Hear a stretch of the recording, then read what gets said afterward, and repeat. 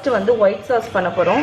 நான் வந்து ஒரு 4 டேபிள் ஸ்பூன் அளவுக்கு பட்டரை வந்து மெல்ட் பண்ண போகிறேன் இந்த சாஸ் பேனில். ஒயிட் சாஸ் வந்து பட்டர், மைதா மாவு, பால், அவ்வளோதான். ஸோ ஃபஸ்ட்டு வந்து இந்த பட்டரை வந்து நம்ம உருக்கிடலாம்.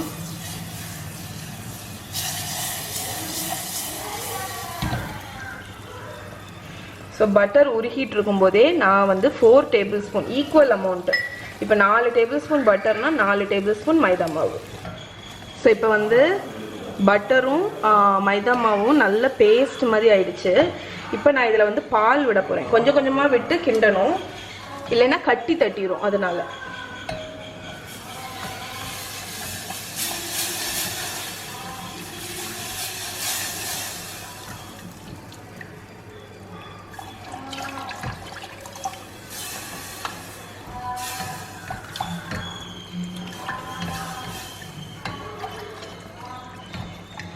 ஸோ நீங்கள் வந்து கோல்டு மில்க் யூஸ் பண்ணிங்கன்னா நல்லாயிருக்கும்.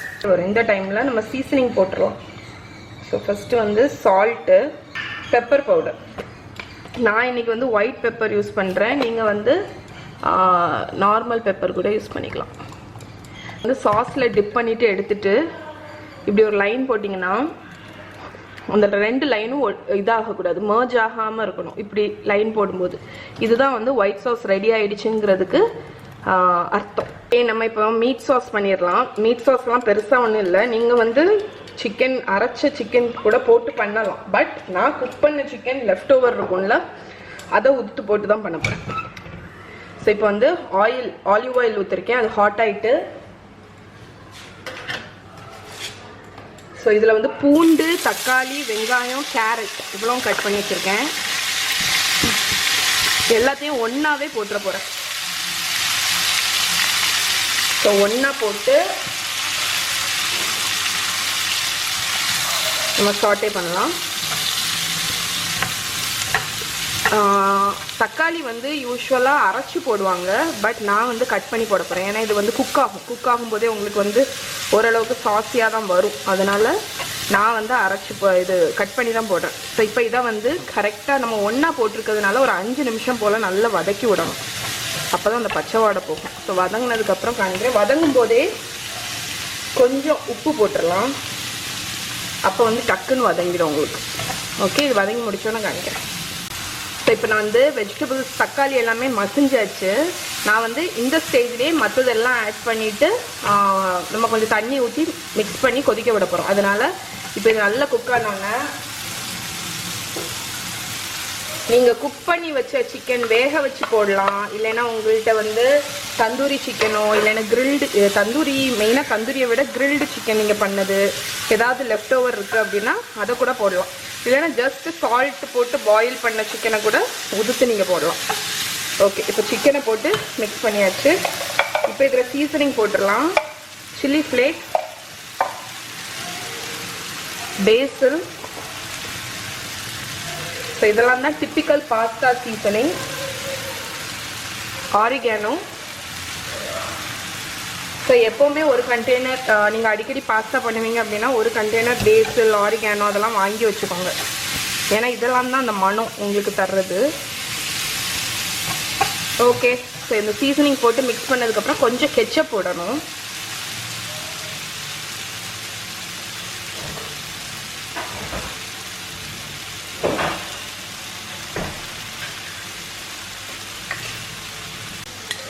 ஸோ டொமேட்டோ கெச்சப் ஒரு 2-3 டேபிள் ஸ்பூன் டேஸ்ட்டுக்கு வேண்டி.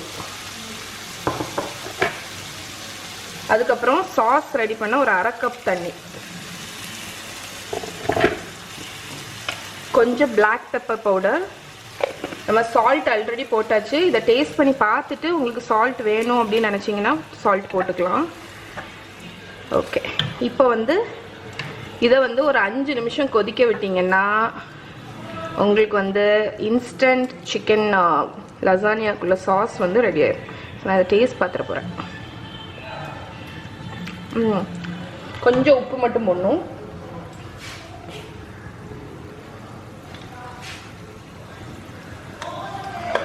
ஓகே, ஸோ இது ஒரு 5 நிமிஷம் கொதிக்கட்டும். கொதிச்சோன்னே அடுத்து என்ன பண்ணணும்னு காணிக்கிறேன். ஸோ இப்போ பாருங்கள், நம்மளோட சாஸ் வந்து ரெடி ஆயிடுச்சு. ஸோ ஃபைனலாக கொஞ்சம் கொத்தமல்லி கீரை மட்டும் போட்டுட்டு மிக்ஸ் பண்ணிவிட்டு இப்போ ஆஃப் பண்ணிடலாம். இப்போ நம்ம லசானியா வந்து அசம்பிள் பண்ணிடலாம். ஸோ இப்போ நம்ம வந்து லசானியா அசம்பிள் பண்ணிடலாம். இந்த நான் யூஸ் பண்ணுற இந்த லசானியாவுக்கு வந்து குக் பண்ண வேண்டிய தேவையில்லை.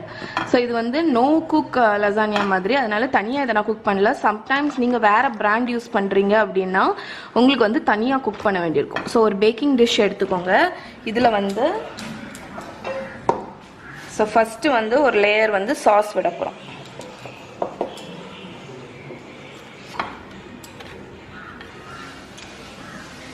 ஸோ எனக்கு வந்து இதில் 3 எண்ணம் வந்திருக்கு.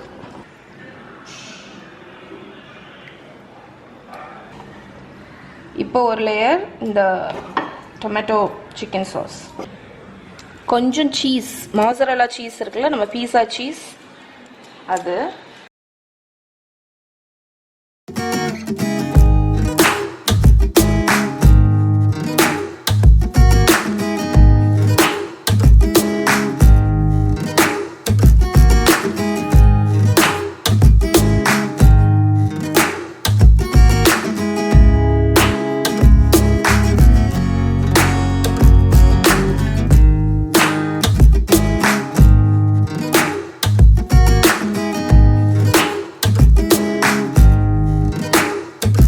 பண்ணாமல் பேக் பண்ணும்போது ரொம்ப ட்ரை ஆயிரும். அதனால தான் கவர் பண்ணி பேக் பண்ணுறோம். ஸோ அவனுக்குள்ளாடி வச்சுட்டேன். 5 மினிட்ஸ் பேக் ஆகிட்டு இருக்கு. இங்கே எப்படி வச்சுருக்கேன்.